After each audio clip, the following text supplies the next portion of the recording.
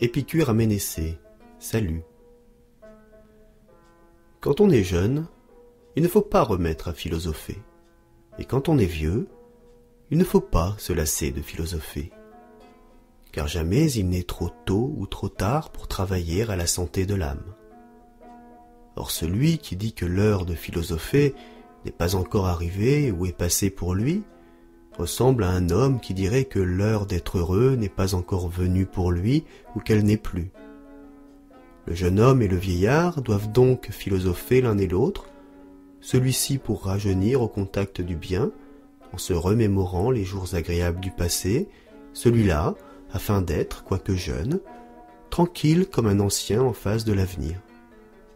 Par conséquent, il faut méditer sur les causes qui peuvent produire le bonheur, puisque lorsqu'il est à nous, nous avons tout et que, quand il nous manque, nous faisons tout pour l'avoir. Attache-toi donc aux enseignements que je n'ai cessé de te donner et que je vais te répéter. Mets-les en pratique et médite-les, convaincu que ce sont là les principes nécessaires pour bien vivre. Commence par te persuader qu'un Dieu est un vivant immortel et bienheureux, te conformant en cela à la notion commune qui en est tracée en nous. N'attribue jamais à un Dieu rien qui soit en opposition avec l'immortalité ni en désaccord avec la béatitude, mais regarde-le toujours comme possédant tout ce que tu trouveras capable d'assurer son immortalité et sa béatitude. Car les dieux existent, attendu que la connaissance qu'on en a est évidente. Mais, quant à leur nature, ils ne sont pas tels que la foule le croit. Et l'impie n'est pas celui qui rejette les dieux de la foule, c'est celui qui attribue aux dieux ce que leur prêtent les opinions de la foule. Car les affirmations de la foule sur les dieux ne sont pas des prénotions, mais bien des présomptions fausses. Et ces présomptions fausses font que les dieux sont censés être pour les méchants la source des plus grands maux, comme d'autre part pour les bons la source des plus grands biens. Mais la multitude, incapable de se déprendre de ce qui est chez elle et à ses yeux le propre de la vertu, n'accepte que des dieux conformes à cet idéal et regarde comme absurde tout ce qui s'en écarte. Prends l'habitude de penser que la mort n'est rien pour nous, car tout bien et tout mal réside dans la sensation. Or, la mort est privation de toute sensibilité.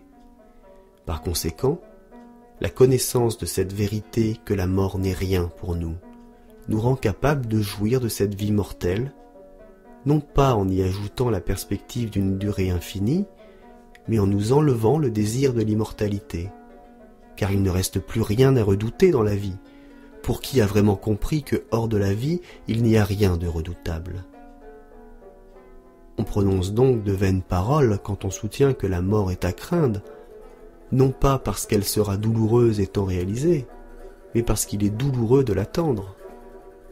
Ce serait en effet une crainte vaine et sans objet que celle qui serait produite par l'attente d'une chose qui ne cause aucun trouble par sa présence.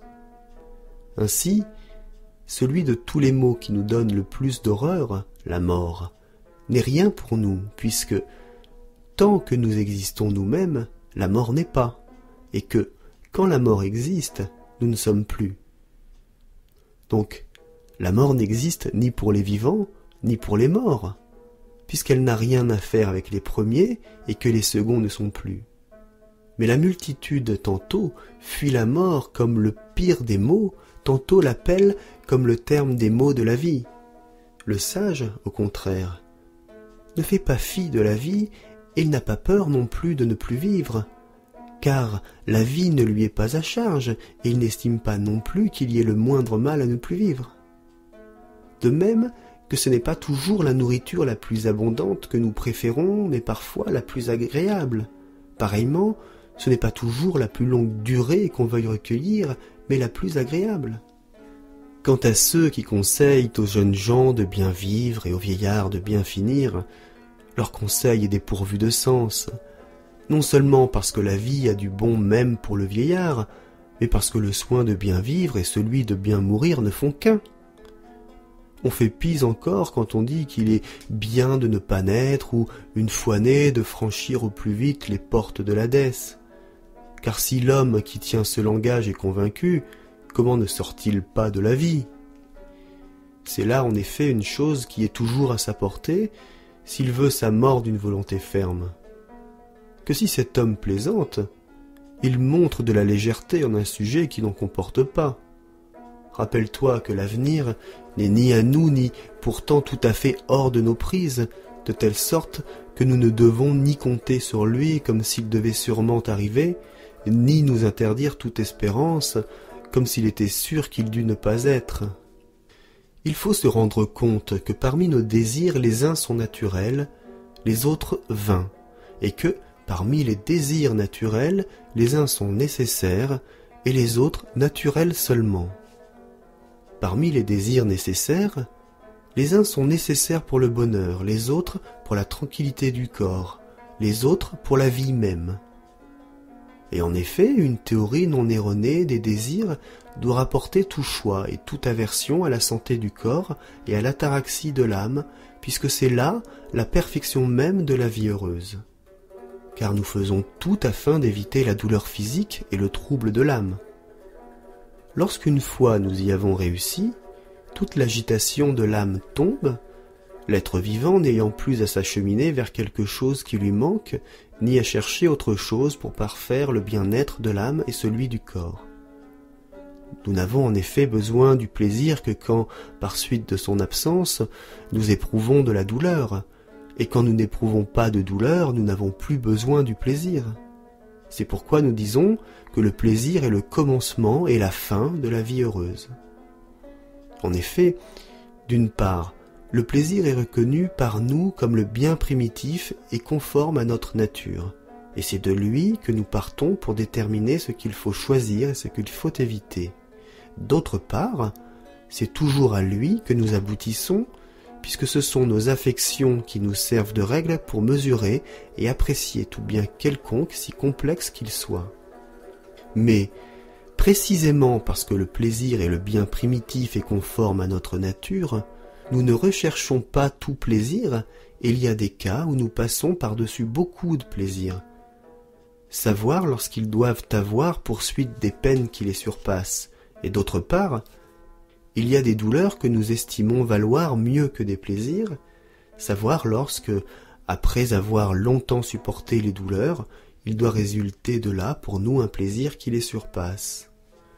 Tout plaisir, pris en lui-même et dans sa nature propre, est donc un bien, et cependant tout plaisir n'est pas à rechercher. Pareillement, toute douleur est un mal, et pourtant toute douleur ne doit pas être évitée. En tout cas, chaque plaisir et chaque douleur doivent être appréciés par une comparaison des avantages et des inconvénients à attendre. Car le plaisir est toujours le bien et la douleur le mal. Seulement, il y a des cas où nous traitons le bien comme un mal et le mal à son tour comme un bien.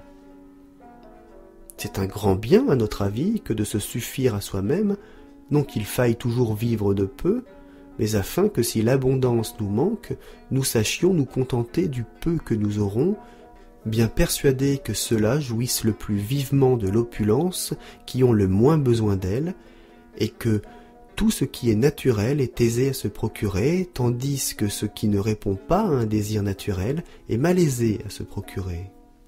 En effet, d'aimer simple donne un plaisir égal à celui d'un régime somptueux, si toute la douleur causée par le besoin est supprimée.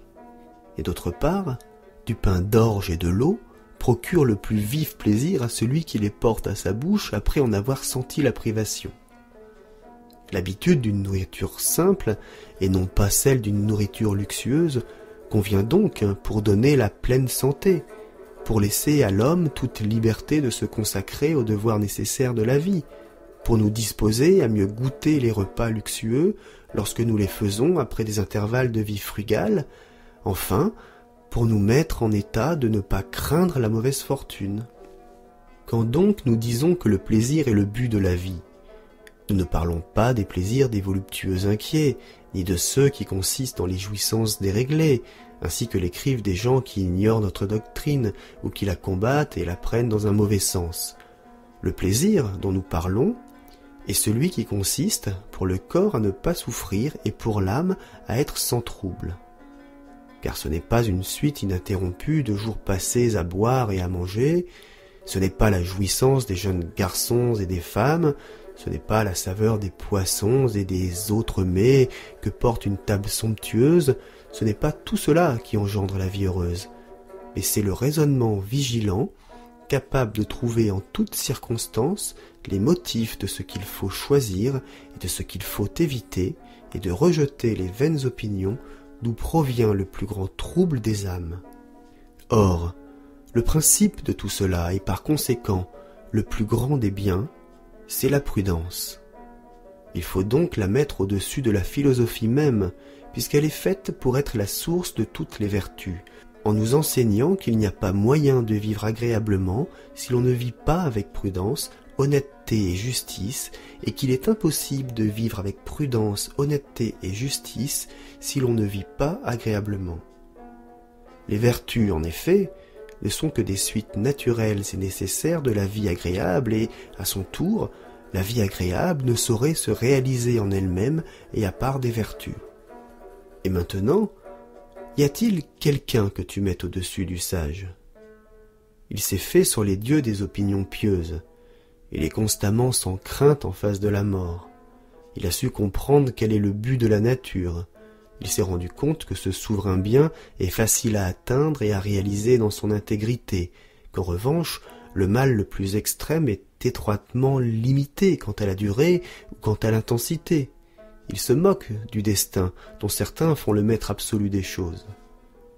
Il dit d'ailleurs que, parmi les événements, les uns relèvent de la nécessité, d'autres de la fortune, les autres enfin de notre propre pouvoir, attendu que la nécessité n'est pas susceptible qu'on lui impute une responsabilité, que la fortune est quelque chose d'instable, tandis que notre pouvoir propre, soustrait à toute domination étrangère, est proprement ce à quoi s'adresse le blâme et son contraire. Et certes, mieux vaudrait s'incliner devant toutes les opinions mythiques sur les dieux que de se faire les esclaves du destin des physiciens, car la mythologie nous promet que les dieux se laisseront fléchir par les honneurs qui leur seront rendus, tandis que le destin, dans son cours nécessaire, est inflexible. Il n'admet pas, avec la foule, que la fortune soit une divinité, car un dieu ne fait pas d'actes sans règle, ni qu'elle soit une cause inefficace. Il ne croit pas, en effet, que la fortune distribue aux hommes le bien et le mal, suffisant ainsi à faire leur bonheur et leur malheur. Il croit seulement qu'elle leur fournit l'occasion et les éléments de grands biens et de grands maux. Enfin, il pense qu'il vaut mieux échouer par mauvaise fortune, après avoir bien raisonné, que réussir par heureuse fortune après avoir mal raisonné. Ce qui peut nous arriver de plus heureux dans nos actions étant d'obtenir le succès par le concours de la fortune lorsque nous avons agi en vertu de jugements saints. Médite donc tous ces enseignements et tous ceux qui s'y rattachent. Médite-les jour et nuit, à part toi et aussi en commun avec ton semblable. Si tu le fais, jamais tu n'éprouveras le moindre trouble en songe ou éveillé, et tu vivras comme un dieu parmi les hommes. Car un homme qui vit au milieu de biens impérissables ne ressemble en rien à un être mortel.